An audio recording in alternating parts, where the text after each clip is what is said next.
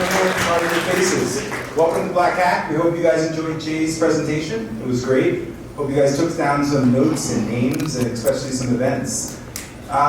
Let's start with some burning questions. So for all the new people who were provoked and mobilized to come here, anything someone's dying to learn, wants to know, like what are some top questions? Let's see if we can get one or two or three. And don't be shy. We have all these new people. Anyone? What about you? We're making eye contact. What's your name? OVO. No, not you. I thought you were talking No, it's okay. It's okay. OVO, what's your name? Brittany. Brittany. Brittany, what brought you tonight? I wanted to come What did you want to learn? Why did you want to come? because I haven't been to the event before, and I've always get like events from Red One Ventures, and I remember like BLK HACK had something going on during Columbus Startup last year, and I didn't get the opportunity to check it out. So, Well, welcome. Thanks for coming. Anyone else brave enough to share their why or what they want to learn? What about you? Name? My name is Marcus. Welcome. I was invited by Malcolm. He's been telling me to come for about 9 months now. I finally came out. I'm launching my own real estate investing company in April. And I just feel like I can meet a lot of people and learn something from everybody. Well, I hope that experience is fulfilled, and I think it's a great environment for it. Appreciate it. Let's help these RapChat guys out. How many people are fans of hip hop, rap music, etc.? There has to be a few. So guys, I think your target market might be Maybe a couple. Maybe a couple. So we have Patrick and John. Seth. Seth. Yeah, Seth. You are John. Yeah, John. yeah. You can call me William. Okay. William, got you. All right. Seth. Yeah. Seth and Patrick. Yes, sir. All right, guys. Tell us about yourselves. Let's do a quick intro. But no, even before that, since you guys are rappers, do 15-second freestyles. I wanna hold that up for the end. You don't want to start with them just Finale. I got it for the finale. Yeah. We'll have to have my man up here. Spit. Okay. Okay. But he's already gone. Yeah. Okay. Yo, my man with the beat, boss the best one. Where we at? Out here, yeah, it's Rev 1. Yeah, out here with the BLK HACK. Yo, what's the app called? I think it's called RapChat. Hey, you pull your phone out and download. You bring the shit out, damn, I shouldn't cuss though. But it just came out, I got a bus flows. And when we go, you know that I don't know though. I'm bringing thousand like a pogo. Okay.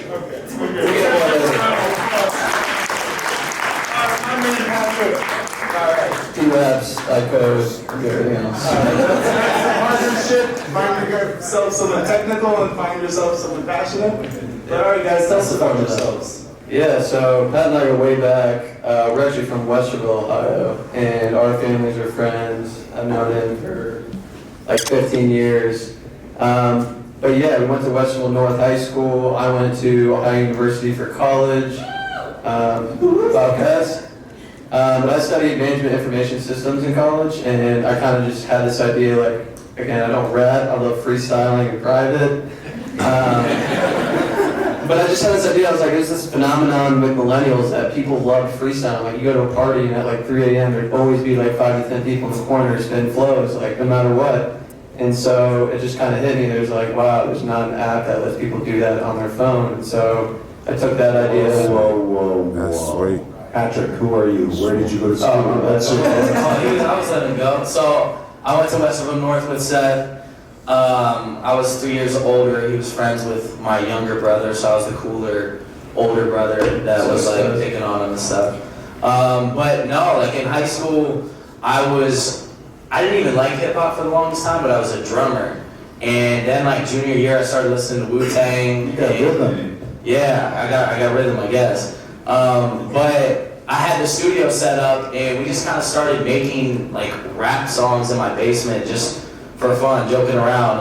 Raphael Boogie, please say the boogie, back there, come through. I mean, every day we had like 10 people come through, and we just make rap songs. We made an album like off, I don't know, shitty software, and I just taught myself how to do it, and we sold the CD throughout all the Westerville high schools for $5 each.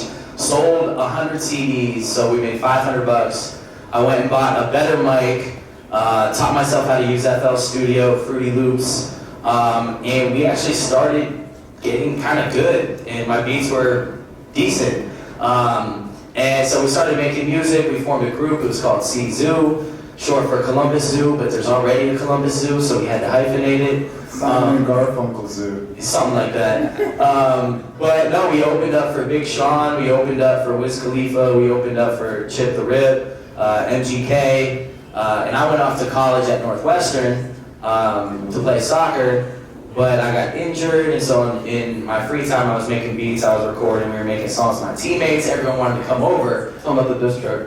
Wiz just said, oh man, that's a Whoa, big so you guys just said a lot, even before you Yeah, did yeah. this. So let's take a step back. You guys are an application, mobile application. Yes. So let's talk about credibility, because you did a lot of name dropping. So I heard Big Sean, you just released a new album, but how did you guys build credibility? You guys are rappers, or is the passion in music? I mean, how do you build credibility in which your music is taken serious and then As you an begin app to... or as a rapper? Let's do both. I mean, I guess is rap what led you into the app, or is it, so... So I was just about to get there. So Let's go. So then Seth comes up with the idea at OU Startup Weekend RapChat, where you can record raps on your phone and send it to friends. And I was rapping and producing. I'm like, yo, I'll provide the beats so you don't have to get into any copyright legal issues or whatever. So at this time in my rap career, I had kind of like burnt out because I was producing, I was rapping, I was mixing, I was mastering, I was marketing, I was doing everything myself. And I got like a couple 100,000 hits on YouTube and all that, but it wasn't leading to money in my pocket. So I'm like, man, I gotta work a day job, I gotta do this. So Seth comes up with the idea, I'm like, yo, like use my beats, let's do this. But this is super cool because you can come up with flows on the spot, get instant feedback, and I don't have to track down, a producer to find beats. I don't have to hit up my recording studio. It was like, in the tech term, MVP, minimum viable product for a rap song. So don't invest all your resources. Don't buy a beat. Don't hit up the studio and pay $500 and then pay a promo company to distribute your music when you don't even know if it's a hit. So it's like you get this MVP demo version popping off on RapChat, you start getting feedback, and you're like, yo, okay, I'm gonna invest in this because it's already like a shitty demo version like people are liking. They're putting it on the aux cord. I'm like, shit, all right, I gotta take this to the studio. But that for me was like, I was like, okay, that eliminates all the hassle and just lets you to focus on the creative part where that's what matters. Let me come up with a song, let me come up with the hook. So what did the initial MVP actually look like in terms of the technical talent? Yeah, and design and a lot of different stuff, but I mean, it was a piece of shit, like any initial product that you're gonna launch. I don't know, Jay's looked pretty dope though, wherever that was, but I mean, it was super simple. So you could pick a beat, we had like 12 beats on there, not to get technical, but all the beats shipped with the app. So essentially we couldn't upload beats from the server without shipping an app update. So you were stuck with 12 beats until we shipped an update. And you just pick a beat, you record for like a minute, I mean maybe less, maybe like 40 seconds, and then you could send that recording to your friends that were only on the app, and you had to log in through Facebook to be able to even view it. So it was like a really broken experience. So you got them to integrate music. But I mean, we organically grew. It started popping off, and I was like, shit, I gotta quit my job. I gotta focus on this. I'm losing my mind. And He was working the night shift. Yeah, I was working the night shift. Don't recommend that for anybody. What does traction look like? So what network did you guys take it to? So is it because you had hip hop friends? Is it because of Westerville? Where was the Yeah, I was just about to get into that. Actually. Good question. Oh, you want to Yeah, I mean, just going off that, so it was really a broken experience. You only send people on the app, and we kind of had this revelation, what if we just created links that you could view the raps from anywhere, from a desktop, from your phone, even if you didn't have the app. And so we moved to being able to create links and send links via social, so Twitter and Facebook, anything, and then that drove a ton to your friends. Who were the initial friends? If you're gonna tell me, yo, you gotta check out Seth's rap. I mean, this kid made a funny whatever. Yes. Who were you guys sending it to? So initially, first off, when Seth won the competition, it was probably a year for the first release to drop. So there was there was some hype, talking about, yo, I got this app, okay, when's it dropping? When's it dropping? When's it dropping? When's it dropping? And it finally dropped, and so we got like 200 downloads the first day. We're like, yo, let's go. And then, like, we were getting, I don't know, maybe 50, 100, this and that, and we were getting some usage, but it wasn't like huge. And we were talking to like, it was Techstars, and they had, you know, the suggestion like, why do I need the app to listen to the rap? And we're like, because you need to download the rap. You need to download the app. Like everyone's like, no, that's stupid. So then we opened it up. This was like in November of 2014, I want to say. So we're like, all right, you can share your rap on social media. So it would share a rap on Twitter, I guess. You click the link, and on there it would have a download link. So anyone that played that rap, it would say download right now to like create your own. And so people just started sharing it on Twitter, and at the end of November we had 10,000 downloads. We're like, oh shit, we're tight, we're sick. And then at the end of December we were at 30,000. We're like, okay. At the end of January we were at 90,000. At the end of February we were at 180. Is this a first? I mean, it seems like it got viral traction. Yeah. But in terms of people being able to just rap in apps, were you guys the first hip-hop rap app? Or where is the distinction? Like, why did RapChat become popular? I mean, the name, for one, people were just like, oh, is that like Snapchat for rap? And it's like, yes. So we had the name, and there's, yes, that's exactly what it is. But there was an app, I don't know if you guys have probably been served a Facebook ad or something for it, but it was called Auto Rap.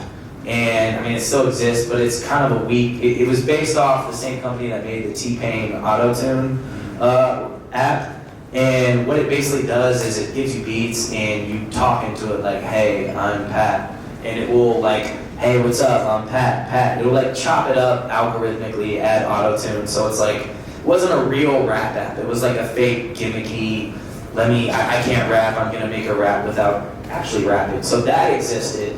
But we were, I guess, the first of its kind where you can manually rap over a beat and send it to people. Since then, there's been like 3 or 4 copycats popping up, but Where does credibility come from? I mean, 2 boys from Westerville rappers. Like, where does the credibility and, you know, where does that come from? yeah, I mean, first of all, like being an app, like it's not like we're the 2 face of it and we're trying to say, hey, like we're 2 guys that kind of freestyle and I used to rap and whatever.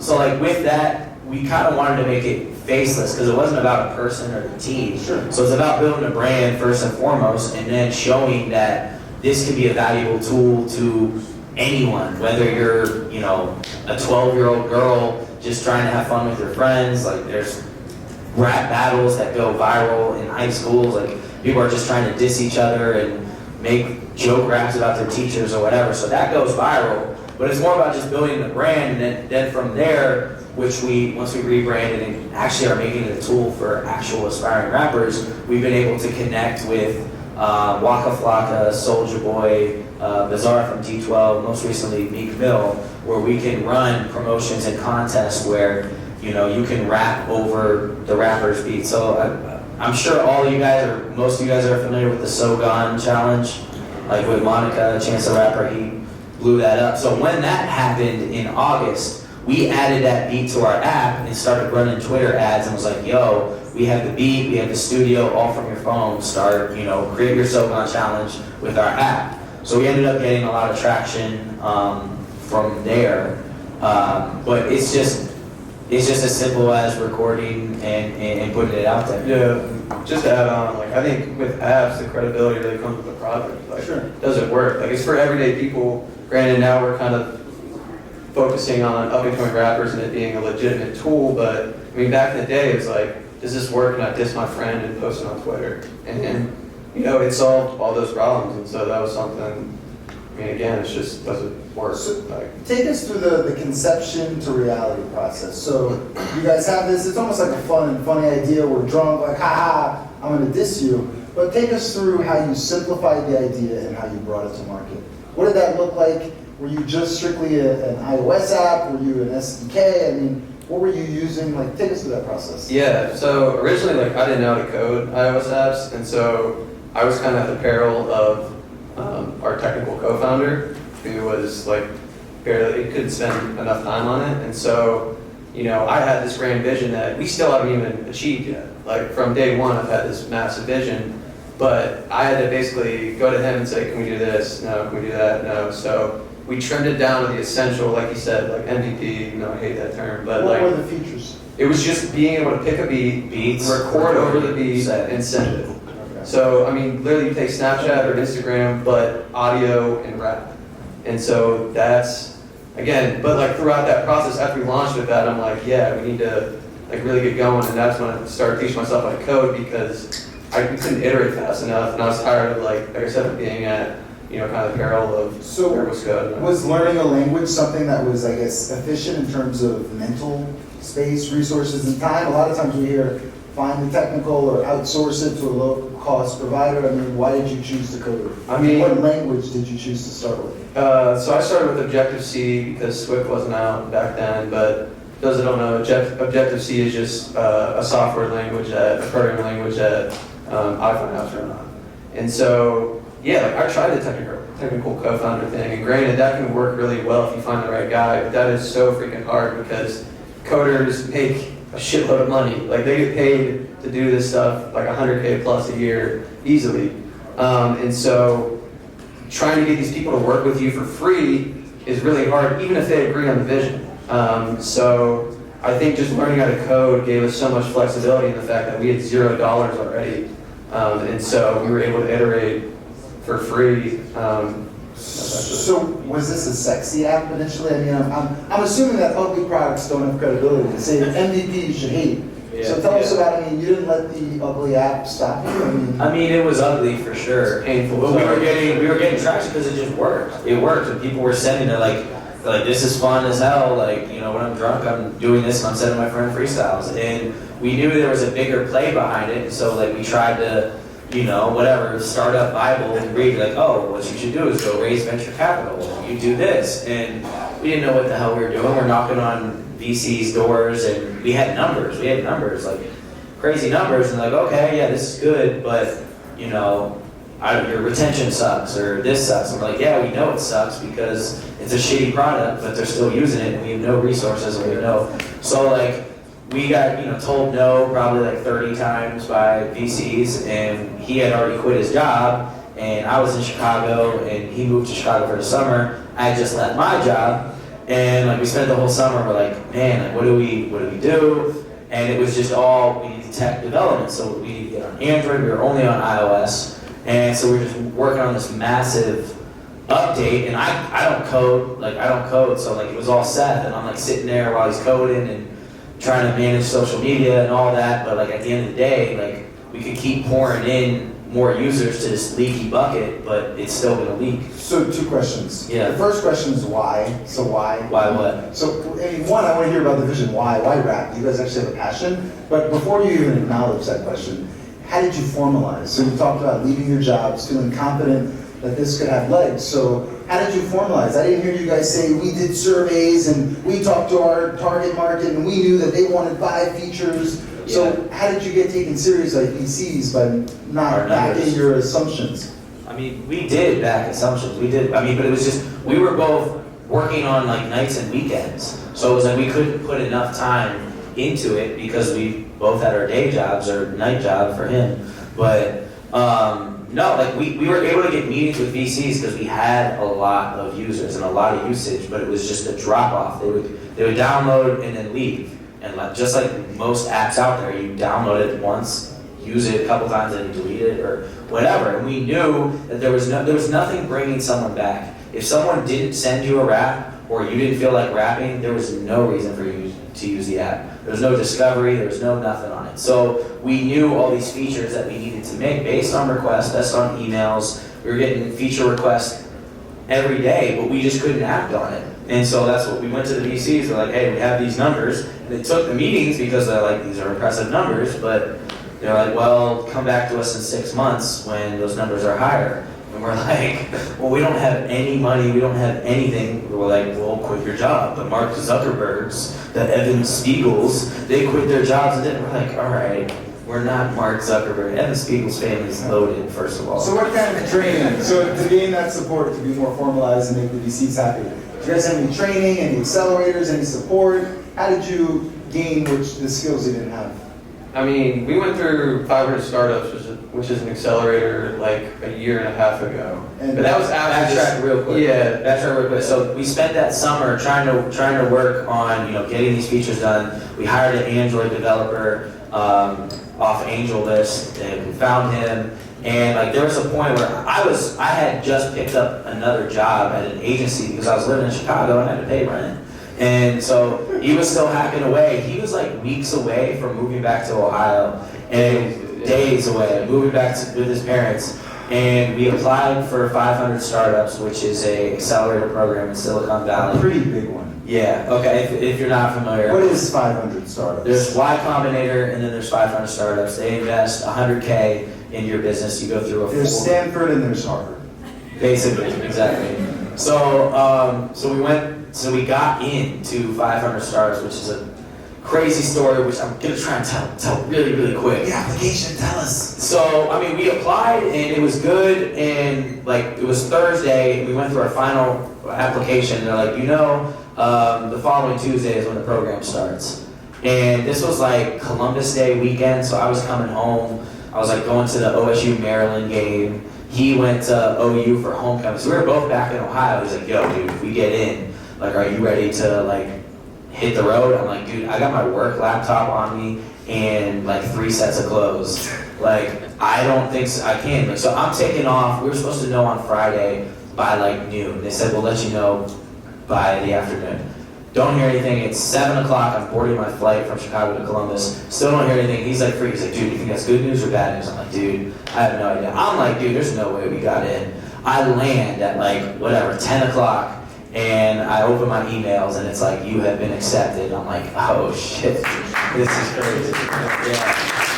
So he goes the next Tuesday. He books the flight, he's there. He's like, Pat, when you come? I'm like, bro, I gotta like tell my job, like I quit. Like I gave 1 week's notice. They were okay with 1 week notice. They wanted 2, but I'm like, the program's already started. From inception MVP to 500 startups. Yes. How long? Oh man, this was 2.5 years. Ah.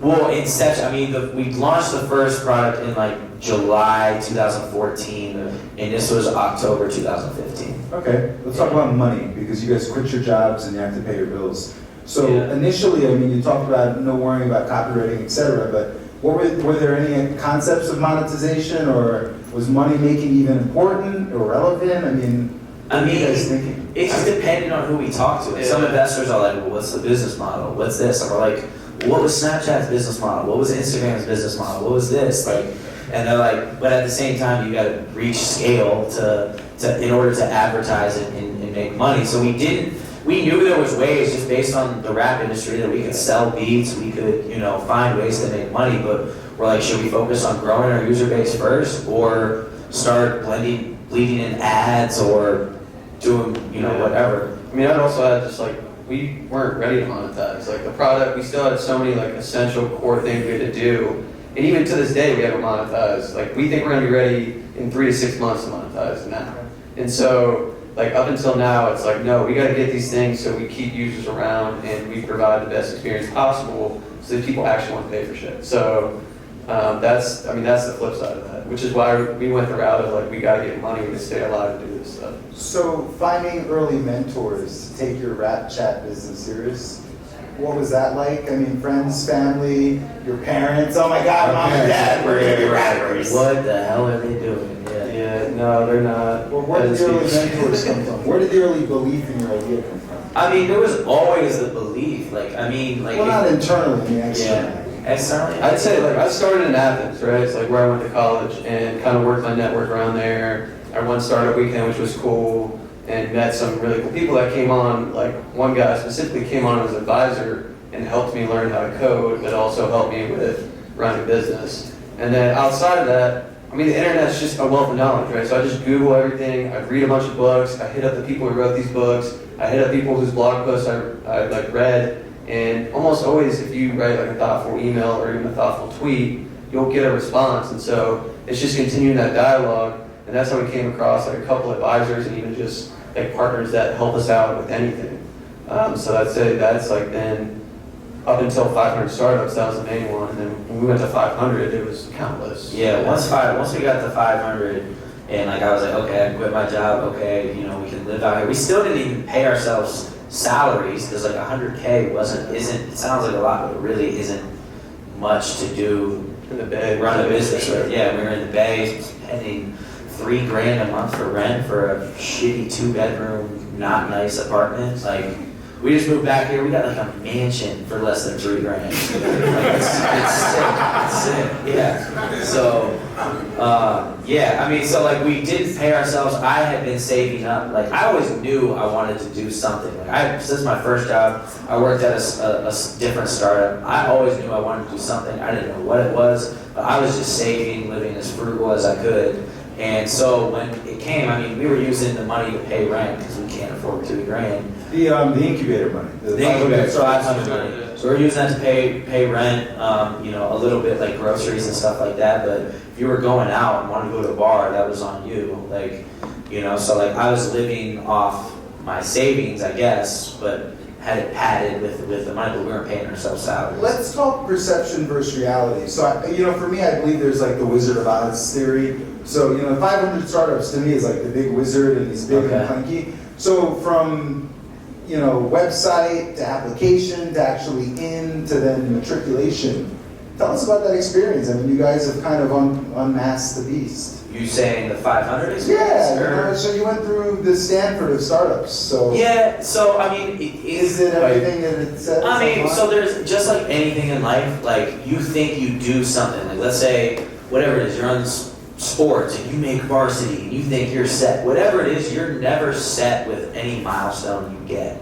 Like, oh, Jay-Z shouted me out in a rap song, I'm gonna blow up. Like, no, like you have to take advantage of every opportunity you have. So like we got there to 500 and like some people like showed up. So there's 40 other companies from around the world, which that was super cool. So like meeting other founders that are in your shoes and understand what it's like to look like you're balling, but you're actually broke, and like, you know, you're just hustling. You're knocking on all these investors' doors that are saying no, no, no, no. But like, you have to like, it's there for the taking. So if you show up and just like, you know, coast or whatever, like, that's gonna be your experience. Like if you show up and like they have mentors that come through that have built whatever $1 million businesses, that have ran all these crazy startups. And you go and you network and you really like introduce yourself, like you can make it work. I mean, granted, at the end of the day, we didn't, you know, there's a demo day. So like we were on stage like this and there was 500 investors in the crowd from all over the world. And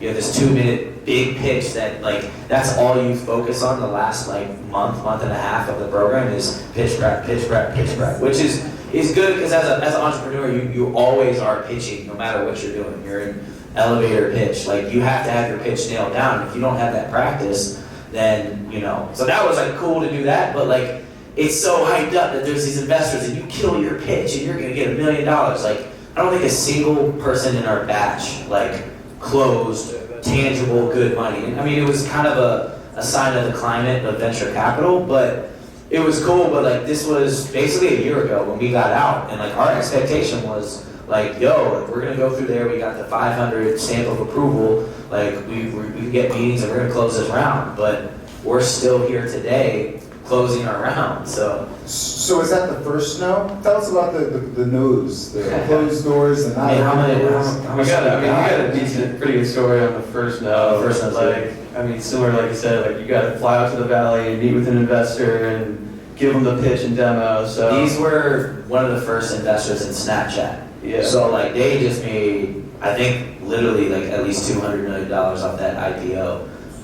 But like these were the first. So we're like RapChat, Snapchat. They saw our numbers and we're like, we got this meeting. This is our first VC meeting, and we're prepping before. We're like, all right, how are we gonna spend it? We spent like 8 hours, and I'm gonna hand it off to you because you were on a roll. You're good. I mean, cut in. I was still working at this time, so like I took off work and I hit up Pat and I'm like, dude, we got one meeting, we gotta spend like all our money to fly out to San Francisco. We're gonna get like 10 more meetings, like we're gonna close around and quit our jobs. And so, like seriously, I truly believe that. And we went out there and we spent like 2 days, like we got there 2 days early,